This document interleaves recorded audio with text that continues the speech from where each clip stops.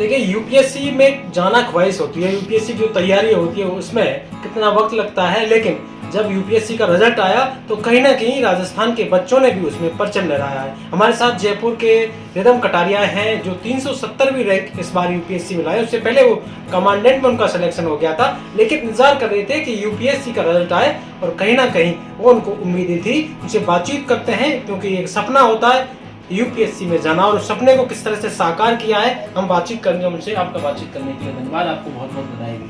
धन्यवाद सर। और सिर्फ ये मतलब सबको धन्यवाद है जिसने मेरे को सपोर्ट किया इस जर्नी में, मेरे टीचर्स, मेरी माता पिता, सब लोगों को। So thank you to you. किस तरह का यहाँ तक का ये सफ़र रहा, किस तरह का सफ़र आपने तय किया और कैसे आपकी जर्नी रही, एजुकेशन आपकी कैसी रही, किस तरह से आपने तैयारी की? जर्नी जो थी वो काफ़ी लॉन्ग थी क्योंकि मैं 2 वर्ष के दौरान ये पूरी जर्नी रही जो मेरा सेकेंड अटैम्प्ट है और मैं सेकेंड अटैम्प्ट में क्लियर कर पाया। तो दिल्ली में रह के मैंने पढ़ाई करी और एजुकेशन बाय बैकग्राउंड मैं एक लॉयर हूँ। मैंने लॉ स्कूल से पढ़ाई की, नेशनल लॉ यूनिवर्सिटी लखनऊ से।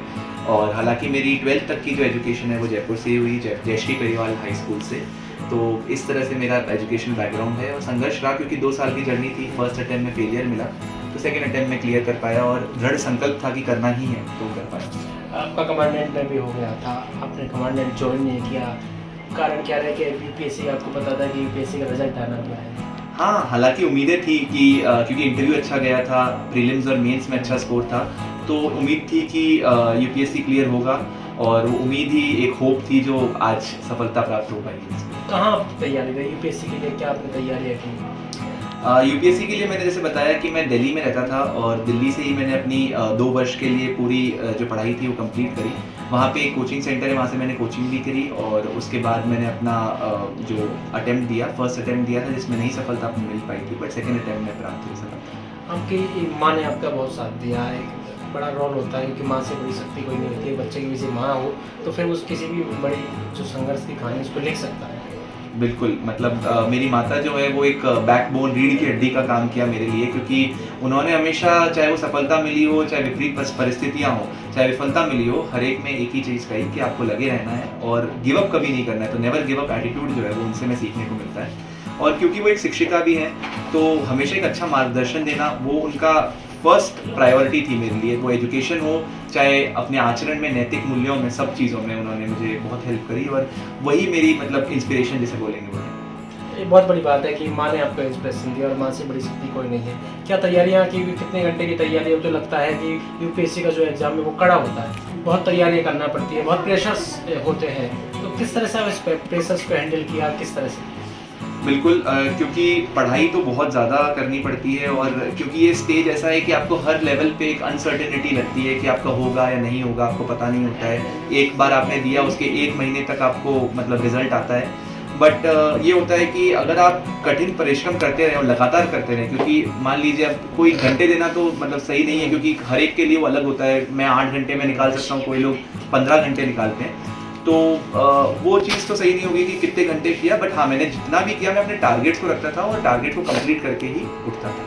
क्योंकि बहुत सारे बच्चे होते हैं जो इस एग्ज़ाम के लिए तैयारियां भी करते हैं, प्रेशर्स भी होता है, कई के पास मूलभूत सुविधाएं नहीं होती है, कई बच्चे ग्रामीण परिवेश से आते हैं। ऐसे बच्चों के लिए आप क्या कहेंगे कि किस तरह का इंस्पिरेशन देंगे? क्योंकि जिस तरह से आपने आज 70वीं रैंक हासिल की है, ये अटेम्प्ट किया है, बड़ी बात है। बिल्कुल, बहुत चीज़ें होती हैं। मतलब मैं अपने आप को बहुत लकी और प्रिविलेज मानता हूँ कि मुझे जो बेसिक सुविधाएं थी वो मिली, चाहे वो दिल्ली में हो चाहे वो जयपुर में हो। मैं एक अच्छे घर में रहा, एक अच्छी स्कूल में गया, मेरे माता पिता ने अच्छे संस्कार दिए, वो सारी चीज़ें मेरे साथ हुई, तो मैं बहुत लकी मानता हूँ अपने आप को। पर जिनके पास वो नहीं है वो भी कर रहे हैं और उन्होंने भी अच्छी रैंक हासिल करी है, तो इसका एक ही मंत्र है कि आप लगे रहें डट कर और कभी गिव अप नहीं करना है। बहुत बड़ी बात आपने कहा कि गिव अप नहीं करना है। मैं तो ये कहूँगा कि किस तरह से आपने इंस्पिरेशन दिया है, आज बच्चों को दिया है। आपकी माँ लगातार यहाँ बच्चों को मोटिवेट भी करती रहती है, कई जगह जाती भी हैं। वो बच्चे जो गरीब तबके के हैं, जब बच्चों को बहुत सारी सुविधा नहीं मिल पाती, लेकिन मैंने देखा है मैडम को कि किस तरह से जाके उन्होंने उन बच्चों की मदद किया। एक बहुत बड़ी शक्ति भी होती है क्योंकि इस तरह से हर कोई नहीं कर पाता है। हम इनकी माँ से भी बात करेंगे। शिल्पी सर जो एक टीचर है, सरकारी टीचर, लगातार वो सक्रिय भी रहती हैं, सामाजिक कार्य भी करती हैं। मैडम, किस तरह से इस पूरे उसको देखते हैं? आपने अपने बच्चे का एक तरीके से मोटिवेशन किया। जी, वैसे तो हम लोग सभी एक मतलब मध्यम परिवार से ही आते हैं, लेकिन ये सब विरासत में मुझे मिला कि जन सेवा और समाज सेवा, और यही मेरे बच्चे ने देखा जब ये छोटा था और स्कूल जाता था।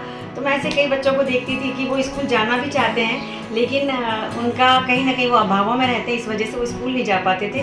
तो मैं जैसे पेशे से एक शिक्षिका भी हूँ, तो सोचती थी कि इन बच्चों को भी शिक्षा का जो अधिकार है उनको मिलना चाहिए, क्योंकि हम अपने बच्चों को अच्छी एजुकेशन दे सकते हैं। क्योंकि वो जैसा बताया रिदम ने कि वो प्रिविलेज है, उसको बचपन से ही सारी सुविधाएं मिली भी है, लेकिन जो बच्चे नहीं मिलते हैं और असुविधाओं में पलते हैं, उनको हमने सुविधा देकर और उनको जो हम कर सकते थे वो ज़रूर किया।